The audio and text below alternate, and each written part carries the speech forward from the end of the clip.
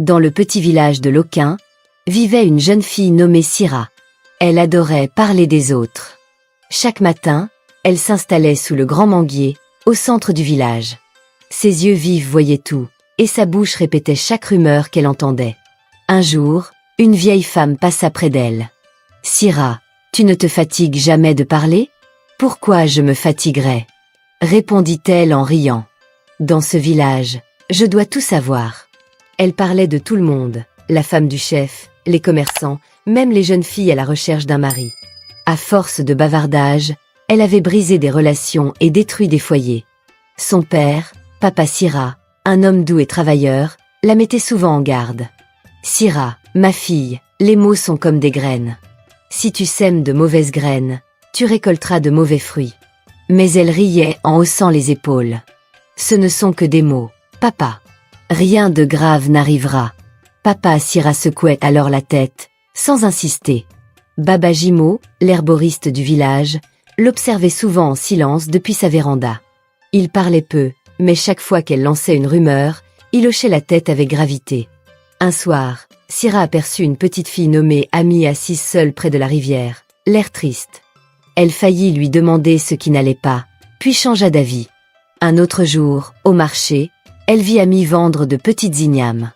Elle se pencha vers une femme assise sous le manguier et chuchota. « Tu savais que la mère d'Ami était une voleuse ? » « Une voleuse ?» s'étonna la femme. « Oui, » répondit Syrah avec un sourire en coin. Elle volait dans les boutiques du village avant de mourir. C'est pour ça que les gens n'aiment pas Ami. Les gens commencèrent à la pointer du doigt, à secouer la tête quand elle passait. Ami entendit les murmures, laissa tomber ses ignames et courut vers la rivière en pleurant. Ses sanglots résonnèrent dans tout le village. Syrah entendit quelqu'un dire qu'Ami avait pleuré toute la journée après avoir entendu ce qu'on disait sur elle. Mais elle se contenta de rire. Elle est trop sensible. Syrah ne s'arrêta pas. Elle se sentait de plus en plus puissante. Cette fois, elle inventa des rumeurs sur sa belle-mère, Maman Lina, et ses filles Lina et Fari. Elle raconta qu'elle mettait de la viande avariée dans leur soupe, au marché. Les femmes furent choquées et refusèrent d'acheter chez elle. Le stand resta vide. Partout, les gens murmuraient dans le dos de Maman Lina. Les larmes aux yeux, cette dernière alla voir Syrah. « Pourquoi fais-tu ça ? Mes filles et moi travaillons dur. Pourquoi inventer de tels mensonges ?» Syrah croisa les bras. « Je ne fais que répéter ce que j'entends. » Maman Lina la regarda longuement, les yeux remplis de tristesse, et d'autres choses encore, plus profonds que la simple déception. Puis elle tourna les talons et s'en alla. Cette nuit-là, Syrah entendit des chuchotements sous sa fenêtre. Ils étaient faibles, mais très clairs. C'étaient ses propres mots qui revenaient. La mère d'Ami était une voleuse. Le lendemain matin, Syrah se réveilla avec une sensation étrange. Ses lèvres étaient légèrement gonflées. Elle n'y prêta pas attention et retourna sous le manguier. Là, elle raconta que Babazik, un ancien du village, voyait une autre femme en secret. Puis elle ajouta que l'ex-femme du chef avait volé de l'or au palais avant de disparaître. Mais à chaque commérage, ses lèvres devenaient plus lourdes. Les gens commencèrent à remarquer. Est-ce que Syrah est malade ? Ses lèvres grossissent. Mais elle riait encore. Un jour, alors que tout le monde la regardait, une femme s'approcha, choquée. « Syrah, qu'est-ce qui est arrivé à ta bouche ?» Syrah toucha ses lèvres. Elles étaient grosses et pesantes. Son cœur s'accéléra. Mais elle fit semblant de ne pas s'en inquiéter. Elle rit et s'éloigna. Pourtant, les chuchotements continuaient. « Est-ce qu'elle est malade ? Regarde sa bouche. » Syrah prit peur. Elle couvrit sa bouche avec un foulard et rentra rapidement chez elle. Une fois dans sa chambre, elle ferma la porte à clé, retira lentement le tissu et se regarda dans le miroir. Ses yeux s'écarquillèrent. Elle poussa un cri et fondit en larmes. Ses lèvres avaient grossi de façon inquiétante. En les touchant, elle sentit leur lourdeur, leur étrangeté. « Qu'est-ce qui m'arrive ?» murmura-t-elle, bouleversée. Elle murmura, les yeux remplis de peur. Papa Syrah entra dans la pièce, la regarda attentivement et demanda. « Syrah, qu'est-ce qui est arrivé à ta bouche ?» Syrah se mit à pleurer. « Je ne sais pas, papa. » Il la serra très fort dans ses bras. et ils pleurèrent ensemble. Baba Jimo avait entendu les sanglots depuis sa véranda. Il murmura. Les mots sont des graines. Tu es en train de récolter ce que tu as semé. Cette nuit-là, les murmures revinrent, plus fort encore. Syrah les entendait résonner clairement, répéter ses commérages. Des ombres dansaient derrière sa fenêtre, chuchotant ses propres paroles. Le lendemain matin, les gens du village commencèrent à dire que maman Lina était à l'origine de l'enflure des lèvres de Syrah. Qu'elle l'avait maudite à cause de ses mensonges. Les affaires de maman Lina en souffrirent. Les gens cessèrent d'acheter sa nourriture, pensant qu'elle était une sorcière. Mais papa Syrah resta à ses côtés. Ma femme n'est pas une sorcière. Si elle a vraiment fait quelque chose à Syrah, que les dieux la jugent. Syrah, elle, refusait de croire qu'on lui avait jeté un sort. Elle continua de bavarder comme si de rien n'était, ignorant les murmures autour d'elle. Puis, le chef du village la convoqua. Ses lèvres étaient désormais énormes, et les villageois pleuraient presque en la voyant marcher vers le palais. Le chef lui demanda calmement. « Syrah, pourquoi ta bouche est-elle ainsi ?» Elle mentit. « J'ai mangé quelque chose de mauvais. » Mais là, devant tout le monde, ses lèvres gonflèrent encore davantage. La foule poussa un cri. Certains éclatèrent de rire, d'autres la pointaient du doigt. « Découvre qui t'a fait cela, ou tu seras exilé », déclara le chef avec fermeté. Au fond de la foule, Baba Jimo murmurait pour lui-même, les yeux brillants d'une étrange certitude.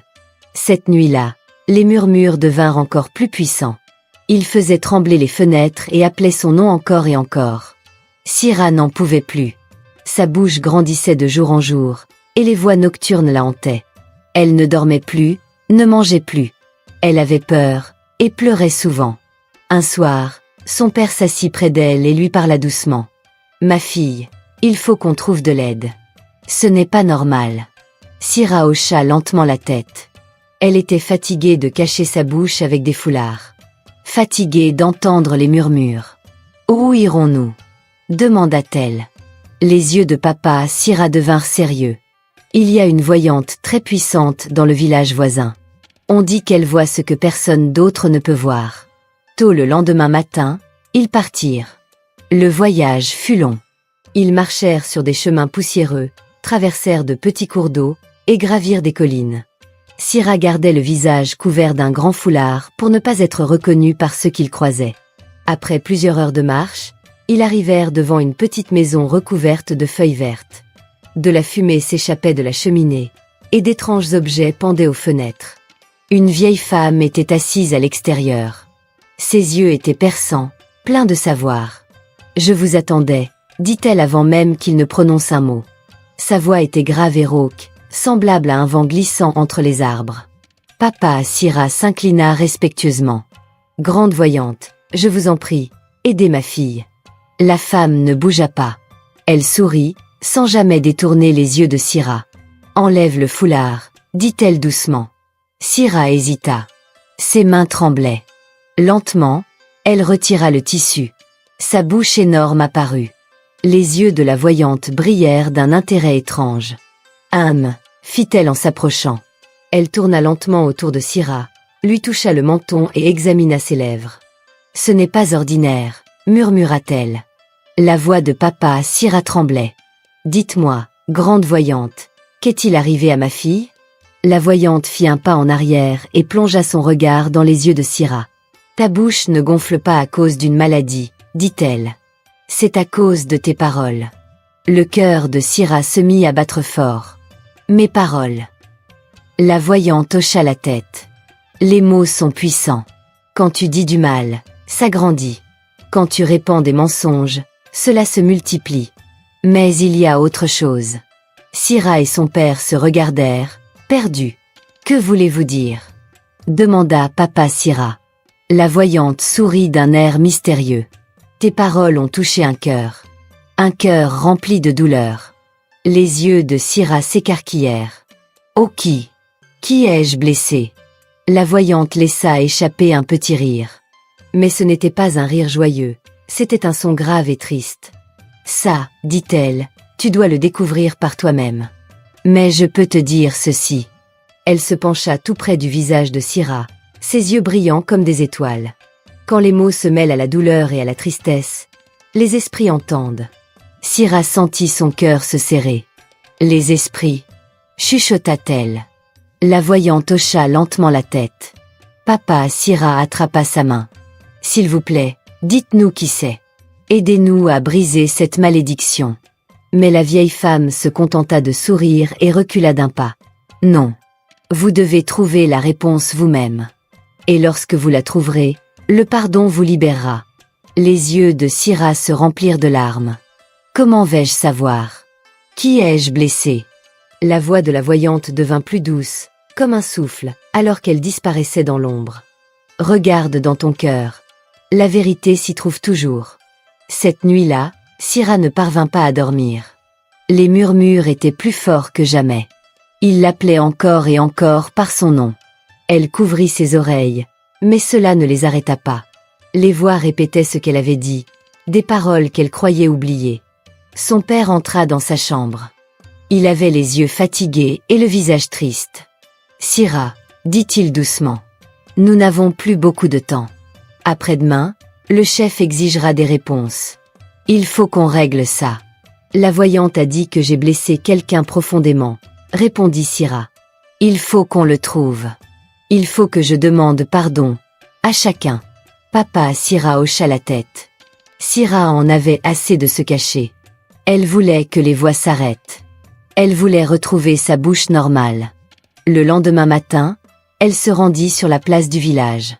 Son visage était couvert d'un grand foulard, mais malgré cela, les gens chuchotaient encore à son passage. Elle les ignora et alla au stand de Maman Lina au marché. « Maman Lina, dit-elle d'une voix tremblante, je suis désolée pour ce que j'ai dit sur vous et vos filles. J'ai menti. Et j'ai ruiné votre commerce. » Maman Lina la regarda tristement. « Tu as fait plus que ruiner mon commerce, Syrah. Tu as sali mon nom, tu as blessé mes enfants. » Les yeux de Syrah se remplirent de larmes. « Je suis vraiment désolée. Je vous en prie, pardonnez-moi. » Maman Lina la fixa longuement. Puis, enfin, elle hocha la tête. « Je te pardonne, » murmura-t-elle. Syrah toucha sa bouche, espérant un changement. Mais rien. Ses lèvres étaient toujours aussi grosses, aussi lourdes. Son cœur se serra. Ensuite, elle alla voir Baba Jimo, l'herboriste. Il était assis tranquillement devant sa boutique, en train de broyer des plantes. Quand il la vit approcher, il ne sourit pas. « Baba Jimo, » dit-elle doucement. « Je suis désolée pour ce que j'ai dit sur vos remèdes. J'ai menti. Votre médecine est bonne. Je voulais juste que les gens m'écoutent. » Il leva les yeux vers elle. Ils étaient fatigués. « Tu m'as fait perdre mes clients avec tes mots, Syrah. Les mots sont puissants. » Syrah ravala sa salive. « Je vous en supplie, pardonnez-moi. » Il la fixa longuement. Puis, au bout d'un moment, il hocha la tête. « Je te pardonne. » Syrah porta la main à sa bouche. Toujours rien. Ses lèvres étaient toujours aussi grosses. Son cœur se brisa. Elle éclata en sanglots. Baba Jimo la regarda avec pitié. « Je vais essayer de t'aider à trouver une solution avant que le chef ne t'interroge demain. » Le visage de Syrah s'éclaira aussitôt d'un peu d'espoir. Elle avait blessé beaucoup de gens, et le lendemain, le chef allait lui demander si elle avait trouvé un moyen de réparer ce qui s'était passé. Cette nuit-là, Baba Jimo murmura de mystérieuses paroles au-dessus de ses herbes. Soudain, le vent changea, et l'esprit les guida dans l'obscurité, vers quelque chose que personne n'aurait pu imaginer. Le matin suivant, le grand jour arriva enfin. Les villageois se rassemblèrent sur la place. Le chef convoqua une réunion. « Cela doit cesser », cria-t-il. « Qui a causé cela à Syrah? Qui lui a fait ça ?» Les villageois murmurèrent entre eux. Certains accusaient Maman Lina, d'autres Baba Jimo. Mais personne ne connaissait la vérité. Syrah se tenait au milieu de la foule, le visage couvert, le cœur lourd. Son père était à ses côtés, lui tenant la main fermement. « Nous trouverons la vérité », lui murmura-t-il. Soudain, une petite voix s'éleva à l'arrière de la foule. Tous se retournèrent. Baba Jimo, l'ancien herboriste, s'avançait lentement. Il tenait un petit tissu noué entre ses mains, brun et un peu sale. Les villageois commencèrent à chuchoter. « Qu'est-ce que c'est ? Pourquoi Baba Jimo a-t-il ce tissu? Baba Jimo ne dit rien. Il marcha droit vers le chef et lui tendit le morceau de tissu. Le chef l'examina attentivement. Ses yeux s'écarquillèrent. « À qui appartient ce tissu ?» demanda-t-il. Baba Jimo leva lentement sa vieille main et pointa une fille au regard triste, qui se tenait discrètement au fond de la foule. C'était Ami. Les yeux d'Ami s'agrandirent de peur. Elle ne voulait pas bouger. Mais Baba Jimo lui parla doucement. « Viens, mon enfant. Viens dire la vérité. » Ami s'avança lentement. Elle tremblait. Les larmes remplissaient ses yeux. Le chef leva le tissu. « C'est à toi, ce tissu ?» demanda-t-il. Ami hocha lentement la tête. « Oui, c'est à moi » murmura-t-elle. Les villageois poussèrent des cris de surprise. Mais comment Baba Jimo l'a-t-il eu? Que signifie tout cela? Baba Jimo s'avança, sa voix grave et claire. Je l'ai trouvé près de la rivière. Il était attaché à l'arbre où Ami pleurait souvent. Ses larmes ont réveillé l'esprit de sa mère défunte. Les murmures redoublèrent. Elle pleurait? Pourquoi pleurait-elle? Les yeux d'Ami étaient maintenant pleins de larmes. Elle regarda Sira et parla d'une voix douce. Le cœur de Sira se mit à battre plus vite. Sira a dit que ma mère était une voleuse, commença-t-elle. Elle a raconté à tout le monde que ma mère volait au marché. Mais ce n'est pas vrai. Ma mère s'est effondrée au marché parce qu'elle avait faim. Elle n'avait rien mangé depuis 2 jours. Elle m'avait donné le dernier repas que nous avions. Et elle s'est évanouie. La foule poussa un cri. Sira recula, les yeux écarquillés. Je ne faisais que parler, balbutia-t-elle. Ami secoua la tête. Tu as fait bien plus que parler. Tu as sali le nom de ma mère. Les gens l'ont insultée. Ils l'ont traitée de voleuse. Sira sentit les larmes monter. Elle fixa Ami, dont le regard était à la fois ferme et douloureux. Ami continua. Quand j'ai entendu ce qu'elle disait, je suis allée pleurer près de la rivière. J'ai tellement pleuré. Et j'ai chuchoté une chose, si elle ment sur ma mère, que sa bouche ne cesse jamais de grandir. Un nouveau murmure parcourut la foule. Baba Jimo hocha lentement la tête, son regard sage. L'esprit d'une mère entend les pleurs de son enfant, murmura-t-il. Sira tomba à genoux, tremblante. Non, ce n'était pas, je ne savais pas. Ami s'approcha. L'esprit de ma mère m'a entendu, dit-elle simplement. Sira, les yeux pleins de larmes, s'inclina devant elle, le cœur lourd de chagrin. Je suis désolée, souffla-t-elle. Je ne savais pas. Je ne comprenais pas. Ami la regarda sans bouger, les larmes aux yeux. Tu n'as pas réfléchi avant de parler, répondit-elle doucement. Tu n'as pas mesuré la douleur que tu as causée. Sira sanglota. Je suis vraiment désolée. S'il te plaît, pardonne-moi. Je voulais juste qu'on m'écoute. Je ne voulais pas te faire du mal. Ami ferma les yeux un instant. Le vent souffla doucement, faisant frémir les feuilles du grand manguier. Enfin, je te pardonne, murmura-t-elle. Une brise chaude et légère parcourut le village. Elle enveloppa Sira. Elle porta la main à sa bouche. Ses lèvres, elles rétrécissaient. Peu à peu. Ses yeux s'ouvrirent en grand. Ça diminue, s'écria-t-elle. Les villageois, choqués, regardaient en silence. La bouche de Sira revenait à la normale. Les murmures s'étaient tus. Le vent s'était apaisé. Sira se releva d'un bond et courut dans les bras de son père. Ils étaient fous de joie. Le village resta silencieux. Le lendemain matin, Sira traversa le marché. Sa bouche était redevenue normale. Les gens la regardaient, mais ne chuchotaient plus. Certains lui faisaient même un petit sourire. Elle alla droit vers le stand de Maman Lina. « Je suis désolée, dit-elle d'une voix douce. Je vais vous aider à vendre aujourd'hui. » Maman Lina et ses 2 filles lui sourirent et lui ouvrirent les bras. « Sois la bienvenue, ma fille. » Elle alla ensuite voir Baba Jimo. « Je suis vraiment désolée pour tout, dit-elle. » Il hocha la tête et lui tendit un petit sachet d'herbe. « C'est pour ta bonne santé, dit-il. » Elle le remercia. Plus tard, Sira chercha Ami partout, mais ne la trouva nulle part. Elle demanda autour d'elle, mais personne ne l'avait vue. Finalement, Elle retourna s'asseoir seule sous le grand manguier.